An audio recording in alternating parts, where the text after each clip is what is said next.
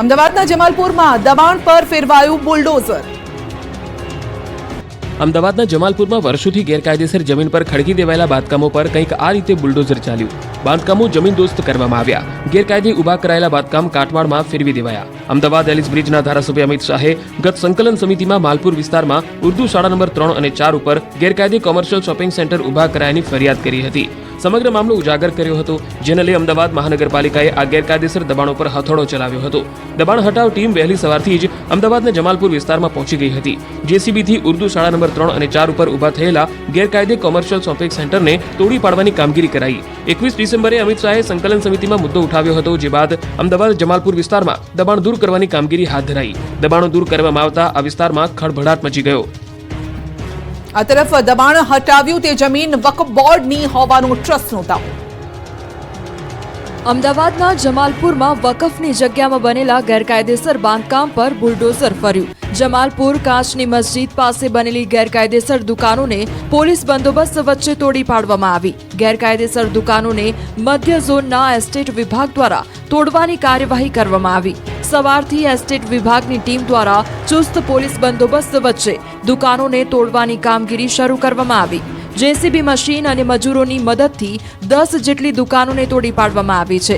કાચની મસ્જિદ પાસે આવેલી કોર્પોરેશનની સ્કૂલ બોર્ડની જગ્યામાં દુકાનો બનાવી હોવાનો આક્ષેપ થયો હતો, જે બાદ સ્કૂલ બોર્ડ દ્વારા સ્પષ્ટતા કરવામાં આવી હતી કે આ જગ્યા મૂળ માલિકને પરત આપી દેવામાં આવી છે। મુસ્લિમ વકફ બોર્ડની જમીન હોવાનો ખુલાસો થયો હતો।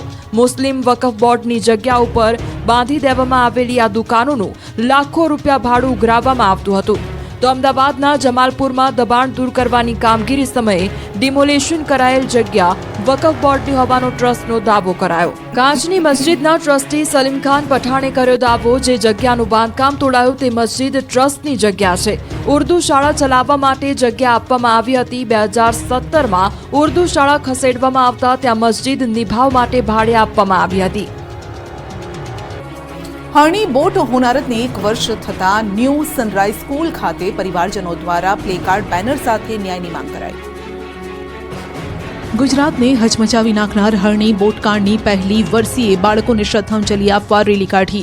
બાળકો વાલીઓ શ્રદ્ધાંજલિ આપવા માટે સ્કૂલ ખાતે પહોંચ્યા। પરિવારજનો દ્વારા ન્યૂ સનરાઈઝ સ્કૂલની સામેના ગ્રાઉન્ડમાં શ્રદ્ધાંજલિના કાર્યક્રમનું આયોજન કરાયું।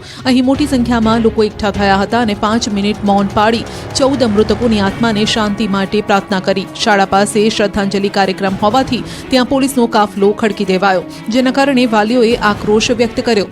મૃત બાળકોના વાલીઓ પોલીસને જોઈને વધારે ભડક્યા। તેમણે બાળકોને શ્રદ્ધાંજલિ આપતું બેનર પણ સ્કૂલમાંથી ઉતારી લેવાની ફરજ પાડી। એ પછી બેનર પર ન્યૂ સનરાઈઝ સ્કૂલ લખેલો ભાગ પણ ફાડી નાખ્યો। વાલીઓએ સ્કૂલ કમ્પાઉન્ડની દિવાલ પર વિવિધ બેનર લગાવ્યા, પોતાનો આક્રોશ વ્યક્ત કર્યો। બીજી તરફ ન્યૂ સનરાઈઝ સ્કૂલના સંચાલકોએ શાળા ચાલુ રાખતા હોબાળો થયો। શાળાના ગેટ બહાર પોસ્ટર લગાવી શ્રદ્ધાંજલિનો ડોળ કરતા વાલીઓ અકળાયા। વાલીઓએ શ્રદ્ધાંજલિનું બેનર ઉતારી લીધું। અકળાયેલા વાલીઓએ બેનર ફાડી રોષ વ્યક્ત કર્યો।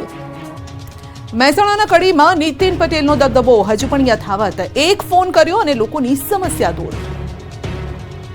ગુજરાતના પૂર્વ નાયબ મુખ્યમંત્રી નીતિન પટેલ હંમેશા કોઈને કોઈ કારણોસર ચર્ચામાં રહેતા હોય છે, પરંતુ હવે ભલે તેમની પાસે હોદ્દો ન હોય, પરંતુ તેઓ પોતાના લોકોના કામ માટે હાજર રહે છે।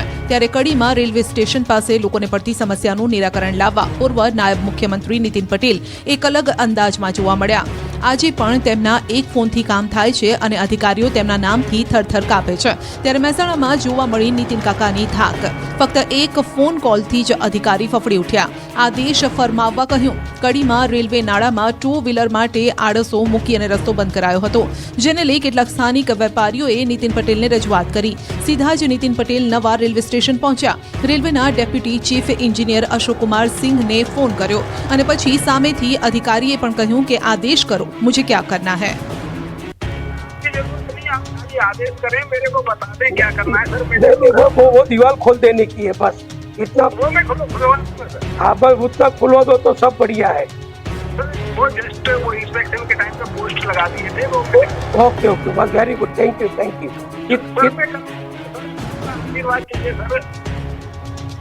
अलग भील प्रदेशनी માંગને લઈને ભાજપના જ બે નેતા આમને સામે આવ્યા।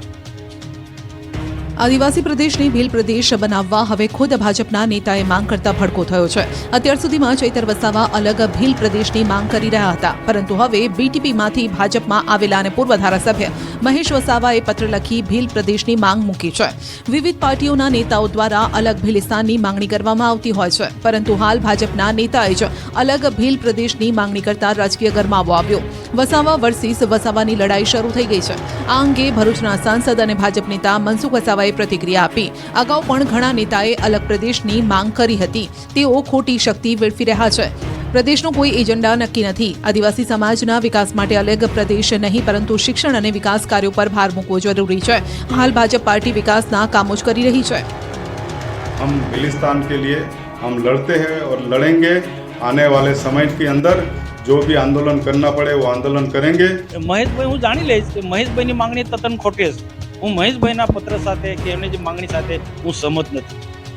તો અલગ ભીલ પ્રદેશને લઈ શિક્ષણ મંત્રી અને સાંસદે કર્યો પલટવાર. ડેડિયાપાડાના આમ આદમી પાર્ટીના ધારાસભ્ય ચૈતર વસાવા ઘણા સમયથી અલગ ભીલ પ્રદેશની માંગ કરી રહ્યા છે, જેને લઈ રાજકારણ ગરમાયું છે. ભીલ પ્રદેશની માંગ પર આદિવાસી નેતા અને શિક્ષણ મંત્રી કુબેર ડિંડોરે ચૈતરનું નામ લીધા વિના કટાક્ષ કર્યો. ડેડિયાપાડાની ઇનરેકા સંસ્થામાં 41મા વાર્ષિક મહોત્સવની ઉજવણીમાં ભાગ લેવા પહોંચ્યા હતા રાજ્યના આદિજાતિ અને શિક્ષણ મંત્રી કુબેર ડિંડોર ઉપરાંત સાંસદ મનસુખ વસાવા. ત્યારે કુબેર ડિંડોરે નામ લીધા વિના કર્યો કટાક્ષ. કહ્યું, કોંગ્રેસના શાસનમાં ભણ્યા એટલે પાછળ છો અને હાલના ભાજપના શાસનમાં ભણે છે એટલે આગળ વધી રહ્યા છો. એટલું જ નહીં, હાથમાં કલમ અને ગળામાં ટેટોસ્કોપ વાળું નવું ગીત લાવો એમ પણ કહ્યું. આ તરફ મનસુખ વસાવાએ પણ અલગ ભીલ પ્રદેશની માંગ પર કહ્યું કે જે લોકો માંગ કરી રહ્યા છે તે ખોટી છે. આદિવાસી સમાજના બાળકોને હાથમાં ધારિયા અને કાનમાં બાલિયાનું ગીત કોંગ્રેસના જમાનાનું, હવે હાથમાં કલમ અને કાનમાં સ્ટેથોસ્કોપ એવું બોલવાનું. ભાજપના રાષ્ટ્રીય અધ્યક્ષ 2 દિવસ ગુજરાત પ્રવાસે. ગુજરાત ભાજપમાં સંગઠનમાં ફેરફારની અટકળો અને પ્રમુખોની પસંદગીને લઈ ભાજપે કવાયત શરૂ કરી દીધી. સંગઠન સંરચના વચ્ચે કેન્દ્રીય મંત્રી અને ભાજપના રાષ્ટ્રીય અધ્યક્ષ જેપી નડ્ડા આજથી 2 દિવસ ગુજરાતના પ્રવાસે છે. 18 અને 19 જાન્યુઆરીના કેન્દ્રીય મંત્રી અને રાષ્ટ્રીય અધ્યક્ષ જેપી નડ્ડા 2 દિવસ ગુજરાતની મુલાકાતે છે. ત્યારે સ્વામિત્વ યોજનાના પ્રારંભ કાર્યક્રમમાં તેમણે હાજરી આપી. ફાર્માસ્યુટિકલ રિસર્ચ વિદ્યાર્થીઓ સાથે પણ મુલાકાત કરી. સંવિધાન ગૌરવ અભિયાન અંતર્ગત બાપુનગર ખાતે આયોજિત કાર્યક્રમમાં પણ હાજરી આપવાના છે. કેન્દ્રીય આરોગ્ય મંત્રી જેપી નડ્ડા અમદાવાદની હોટલમાં ડોક્ટરો સાથે પણ સંવાદ કરશે. સુરતમાં રાષ્ટ્રીય યુવા દિવસની ઉજવણી. એક્ટર મુકેશ ખન્ના ઉપસ્થિત રહ્યા. Indian scout and guide fellow તથા ગુજરાત માનવ અધિકાર પંચ દ્વારા રાષ્ટ્રીય યુવા દિવસની ઉજવણી કરાઈ. કાર્યક્રમમાં ગૃહ રાજ્યમંત્રી હર્ષ સંઘવી તેમજ એક્ટર મુકેશ ખન્ના ઉપસ્થિત રહ્યા. દેશના અલગ અલગ રાજ્યમાંથી સ્કાઉટ દ્વારા કરેલા સન્માનનીય કામગીરીને બિરદાવવામાં આવી. દેશના 18 રાજ્યમાંથી લોક ઉપયોગી થયેલા સ્કાઉટને સન્માનિત કરાયા. શ્રીલંકાથી 2 અને મલેશિયાથી સ્કાઉટને સન્માનિત કરાયા. સુરતની વિવિધ શાળાના 7,000 વિદ્યાર્થીઓ કાર્યક્રમમાં ઉપસ્થિત રહ્યા. ગૃહ રાજ્યમંત્રી હર્ષ સંઘવીએ તમામ બાળકોને લોક ઉપયોગી થવાની સલાહ આપી. રોડ સેફટીમાં સહભાગી